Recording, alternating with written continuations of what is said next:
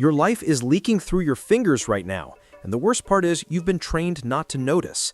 Every time you reach for your phone during a conversation, every time you open a second screen while watching something, every time you feel that compulsive urge to check just one more thing, you're not just losing minutes, you're losing the fundamental capacity that separates a meaningful existence from a hollow one. Your attention isn't just some productivity metric or self-help buzzword. It is the resource that determines whether you will build something that matters or drift through decades as a passive consumer of other people's creations. Here's what nobody tells you about the attention crisis. It's not about screen time. You can delete every app, throw your phone in a drawer, and still be completely incapable of sustained focus because the damage runs deeper than your devices. Your neural pathways have been remodeled. The infrastructure of your consciousness has been renovated to prefer novelty over depth, stimulation over contemplation, reaction over creation. When you sit down to work on something difficult, your brain doesn't just resist the hard task. It actively generates phantom urgencies, false problems that feel critical in the moment but evaporate the second you give in to them. You'll suddenly remember you need to check if someone responded to your message from 3 days ago. You'll feel an inexplicable need to verify a random fact that has zero bearing on your current work. These aren't random thoughts. They're your brain running a program designed to pull you away from discomfort. The reason rebuilding your attention feels impossible is because you're trying to fight a war on the wrong battlefield. You're relying on motivation, on that mythical future version of yourself who will suddenly possess ironclad discipline. That person doesn't exist. Motivation is weather. It comes and goes with your mood, your sleep quality, your blood sugar levels. What you need instead is architecture. You need to build systems that make focused work the path of least resistance and distraction the path of most resistance. This isn't about becoming some superhuman productivity machine.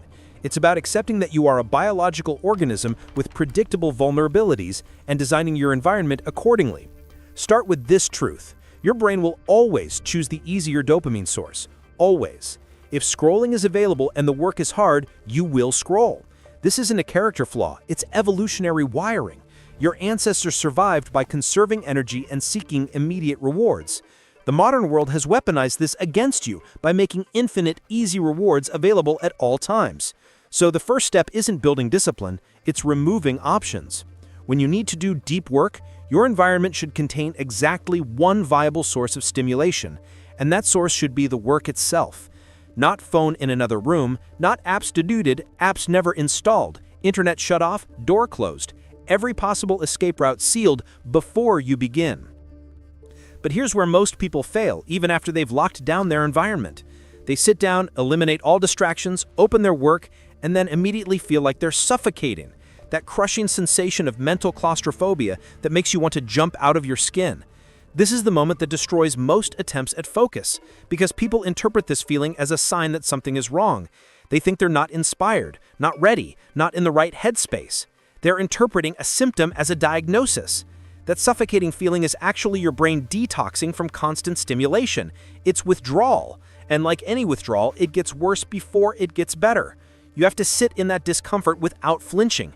Not for hours, just for 15 minutes. That's the threshold. What happens after those 15 minutes is almost magical, but it's not magic at all. It's neurochemistry. Your brain realizes that no rescue is coming, no stimulation is available, and it stops generating emergency signals. The panic subsides, your prefrontal cortex comes back online, your working memory expands. Suddenly, the work that felt impossible 10 minutes ago becomes almost meditative. This is the state that every meaningful accomplishment in your life has come from, and you've been locked out of it because you've never been willing to sit through the entry price. The entry price is always discomfort. Always. Once you've experienced even one session of genuine deep focus, something shifts in your understanding of what you're capable of. You realize that everything you thought was a limitation was actually just a lack of practice. The book you thought would take 6 months to write could be done in 6 weeks if you could access this state daily. The business you thought required years of grinding could be built in months. The skill you thought was beyond you could be mastered in the fraction of the time. Not because you're working harder or longer, but because you're finally working with your full cognitive capacity instead of operating at 20%, while the other 80% bleeds out through 1,000 micro-distractions. The people who seem to accomplish impossible amounts of work aren't superhuman. They're not smarter or more talented. They've simply learned to deploy their attention like a weapon rather than scattering it like confetti. When you watch someone produce a year's worth of output in a month, you're not witnessing genius. You're witnessing someone who has trained themselves to think in hours-long, unbroken chains rather than minute-long fragments. The compound effect of sustained attention is so powerful that it looks like magic to people who've never experienced it. But it's available to you right now. Not someday when you're more disciplined. Today, this hour, this moment. Here's what rebuilding your attention actually requires. Not inspiration, not the perfect morning routine, not a new app or technique.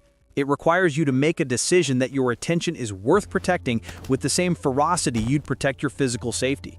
Because in a very real sense, your attention is your life.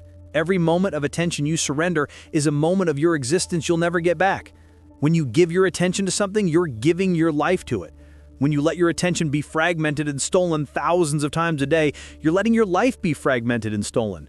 You're volunteering for a slow dissolution of your consciousness, one notification at a time. The beautiful and terrifying part is that everything can change the moment you decide it will. Not gradually, not eventually, immediately. You can finish this video, put your phone in a drawer, sit down with one hard task, and refuse to move for 30 minutes.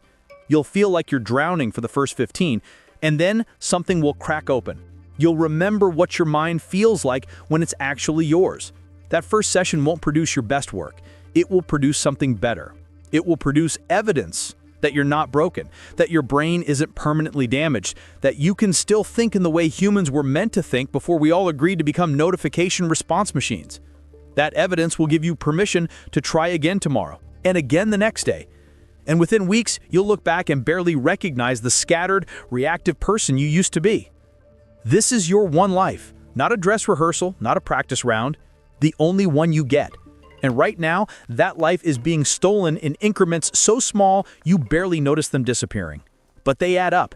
Years from now, you'll either look back on this moment as the turning point where you decided to reclaim yourself, or you'll look back through a fog of regret, wondering where all the time went. The choice isn't between success and failure, it's between presence and absence, between living deliberately and drifting unconsciously.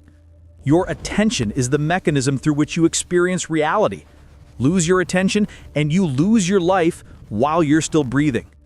So rebuild it, not because you want to be productive, because you want to be alive.